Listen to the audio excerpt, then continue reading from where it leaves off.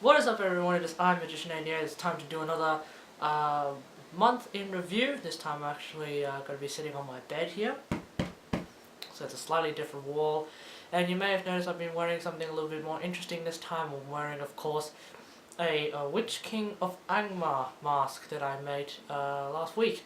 It's part of one of my uni assignments. It was to design a concept and create a process in which then you come up with some sort of work of any kind. I decided to choose this mask, so yeah. Alright, so once again, as per usual, I'm going to be looking at three different things, three different topics, what's been happening outside of gaming, such as life, etc. What's been happening on my channel, and also what's been happening in the gaming world. So let's just start off with the life section here. Of course, one big thing that happened this month was Australian politics. We now have a new government. The Labour government of several weeks ago has been defeated by the new Liberal government, who have been sworn in. I think it was like last week or maybe 2 weeks ago, something like that. The problem that I have with this new Liberal government is basically we're going to have a slower internet speed now. The NBN that the Liberal government have been suggesting is going to be a lot slower than the Labour NBN that they suggested. As well, Tony Abbott, our new Prime Minister, is actually quite against gay marriage as of right now, so it looks like we're not going to be seeing that get legalised anytime soon.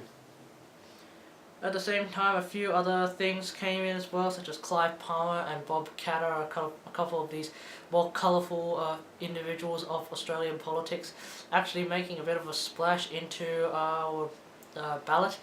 We actually managed to see a Senate ballot of about 110 candidates, and the idea of the Australian Senate election is that you can either vote above the line for one particular party, or you can vote in preference, of course, in number of preference.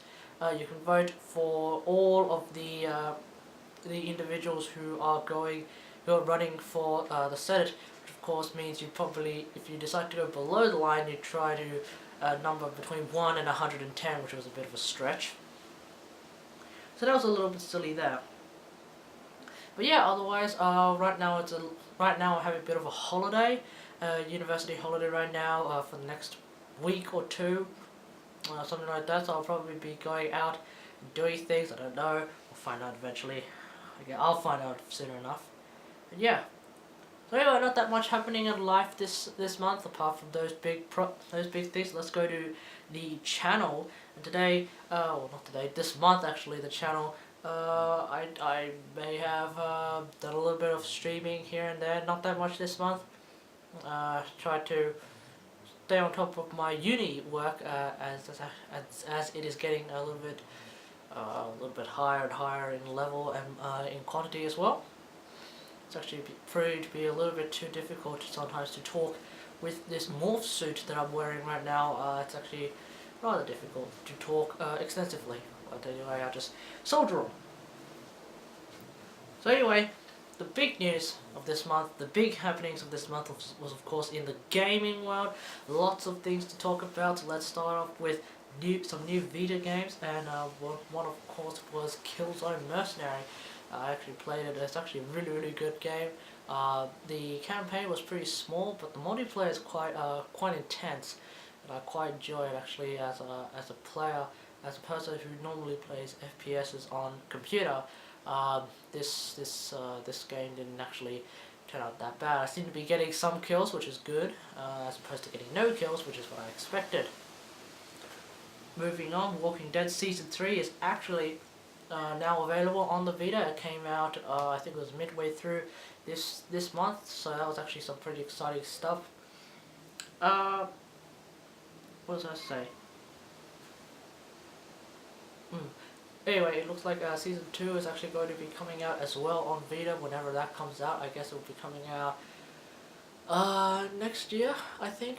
So we'll find out soon enough. This month's PlayStation Plus bonuses for Vita, of course, included new Little King story, which was it's like a JRPG that took me about, I think it took me a good good 12 hours to finish off, which was actually cause like it's either I'm really bad at it or it's actually just really long by itself. It was surprisingly engaging actually. I quite liked it. The whole idea of running a kingdom, going out, sending all your guys to attack this one boss and all that kind of stuff seemed to actually hit the mark with me at least. So I quite like it. And yeah, another one was Stealth Inc., which I actually didn't like. To be honest, the whole idea of it was just mainly because it's like a 2D platformer, and I don't think I like 2D platformers evidently. So yeah, that was a bit of a shame. I'm sure other people like it, so don't take my word for it. You should go and check it out, especially if you're a PlayStation Plus member. Although right now it should be done, so it's too late to try and check it out now. I should probably have a look at what next month's they should be available right now. And also the Jak and Daxter trilogy for some reason was also available for PS Vita. I think it was listed as a Vita game, I'm not entirely sure, but that was actually free for PlayStation Plus members. Alright. What else has been happening? Well, TGS, the Tokyo Game Show, has been happening this month, and one of the big things that came out from it was of course some PlayStation announcements. First one of course was PS Vita TV. Now I actually made a video of this earlier and uploaded it to sort of try and understand what was going on. Turns out this kind of thing is it's like a little box. It's a tiny box, about the size of a deck of cards. And I'm actually going to take this off now because it's becoming increasingly more difficult to talk.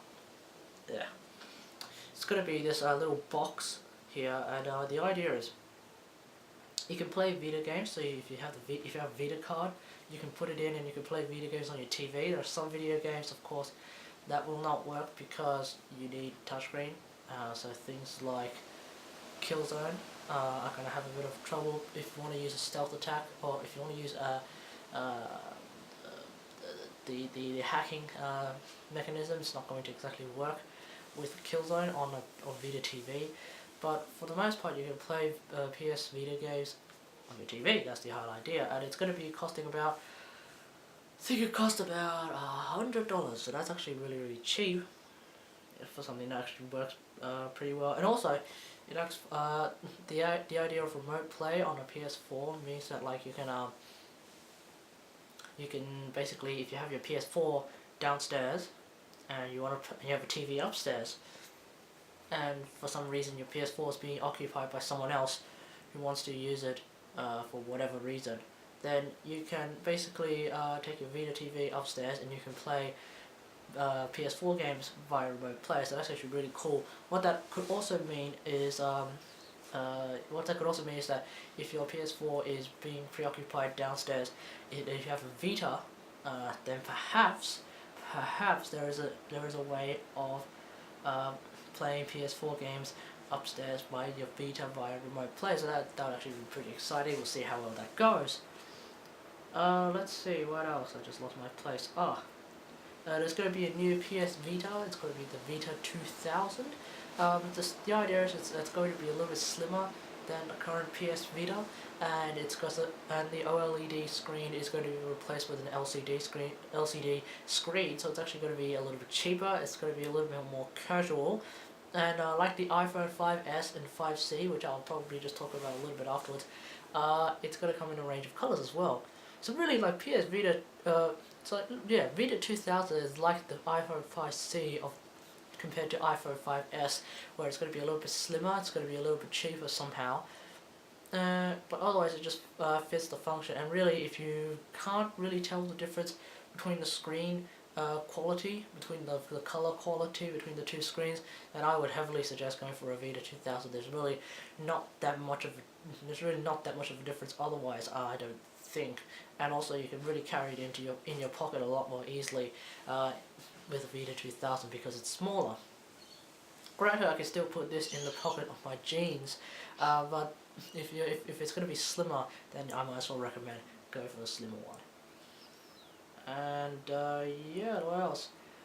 Yeah, that's it. Okay, so now we're going to look at apparently PAX came up. Yeah, there was also PAX. Not that much, I don't think that much happened, although a lot of people got the flu this month. from going to PAX, and yeah, just a few more Assassin's Creed 4 trailers and a couple of Drive Club, Watch Dogs. I think there may have been a I don't know, but anyway, there was a few of those kind of things happening around there. Not that many big announcers, I don't think. Oh, and definitely one of the big things that came out this month was of course GTA 5. Now I couldn't play it because I don't have a PS3 or an Xbox 360. I only have a PC or a Vita, which GTA 5 didn't really come out for either. So that was a bit of a shame. But looking at other people playing the game and looking at the game in general, it actually looks really good. It's definitely not as blocky as say GTA 3 or GTA 4 perhaps, as my door randomly opens because it's so damn windy outside. So that's a little bit random. Yeah, it actually looks pretty damn good. A lot of people think it's a really good game when they're not exactly wrong. It's actually quite an immersive game. I think it's actually it's got a huge map, and you get to play as 3 characters. And I really like the mechanic of like being able to play as 3 characters in the same stage, where like you may have one guy there, you have one guy here, and you have yourself, and then you can cycle between each particular person in the game. So that's actually really a really nice mechanic. Hopefully we can see more and more of that in the future, because that actually brings out a lot of strategy in say a shooter. That would actually be pretty cool. I don't know how people will react to it, but I reckon you might as well give it a try. It'll be fun. And of course, another thing that happened this month was of course Warframe Update 10. Of course, I always bring in Warframe because I actually play the game, and it's free and it's cool. And in this game, of course, a few big things came in, such as Necros, a new Warframe with the idea of bringing death to the battlefield.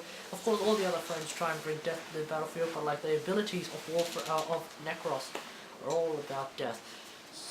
Punching souls out of bodies, desecrating dead people, striking fear to the heart of your enemies, and of course, and this is the best one, raising the dead from the ground. And I really like that, because every time I use that, I think to myself, go fly, my pretties! Yeah, okay, so I really like that suit, that particular Warframe. I've been using that for quite a while now. And yeah, there's also a couple of new mods, a new UI. There's actually a new sword that came out today. It's called the I can't remember what the sword is off the top of my head, but it's a new sword. It's a gigantic sword. It actually was really cool, and it's considered a heavy weapon. Does quite a bit of damage. Can sort of 2-shot or 3-shot a level 23 Grenier, standard Grenier rifleman. So that's actually pretty cool. Also, the riflemen, the Grenier in general, actually have gotten themselves a new language, so they don't just randomly speak English now, as opposed to before. There are some words that are sort of like English, but for the most part, you can sort of hear a sort of generally new language. So that's actually pretty cool. Hopefully Digital Extremes will figure out a language for the corpus very soon, because they're still sitting on the just random gibberish sort of language. And I think that's it. Okay, so thanks for watching. This has been my review of the month. Of course, this month being September 2013. Hope you guys enjoyed it, I guess, and thanks for watching.